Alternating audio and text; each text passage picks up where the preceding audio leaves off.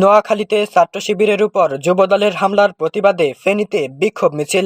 Bagerhat multimedia প্রতিনিধি মোহাম্মদ রাকিবুল ইসলামের তথ্যচিত্রের report. রবিবার ১৯ অক্টোবর নোয়াখালীতে ছাত্র শিবিরের কোরআন ক্লাসে যুবদলের হামলার প্রতিবাদে ফেনীতে বিক্ষোভ মিছিল করেছে ছাত্র শিবির। রাত ৮টার দিকে ফেনী শহর শাখার উদ্যোগে শহরের বড় মসজিদ থেকে বিক্ষোভ মিছিলটি শুরু হয়। মিছিলটি শহরের প্রধান সড়ক প্রদক্ষিণ করে শহীদ মিনারের সামনে গিয়ে সংক্ষিপ্ত সমাবেশে মিলিত হয়। এ সময় জেলা জামায়াতের সেক্রেটারি মাওলানা আব্দুর রহিম, প্রচার সম্পাদক আনামা আব্দুল রহিম, ছাত্র শিবির ফেনী শহর শাখার সভাপতি শফিকুল ইসলাম, জেলা শাখার সভাপতি আব্দুল হানিফ হেলাল, সেক্রেটারি ইমাম হোসেন আরমান ও শহর শাখার অফিস সম্পাদক আব্দুল কাদের জিলানী সহ অন্যান্য নেতৃত্ববৃন্দ উপস্থিত ছিলেন। নেতারা বলেন, আমরা স্পষ্ট করে জানিয়ে দিতে চাই, ছাত্র শিবির কারো রক্তচক্ষে ভয় পায় না। ৫ আগস্টের পরবর্তী কোনো সন্ত্রাসী কার্যক্রম মেনে নেওয়া হবে না। আগামীতে যদি আর কোনো রক্ত ঝরে তাহলে ছাত্র শিবির ঘরে বসে থাকবে না। ছাত্র শিবির নিয়ে যারা চক্রান্ত করবে তাদের জন্য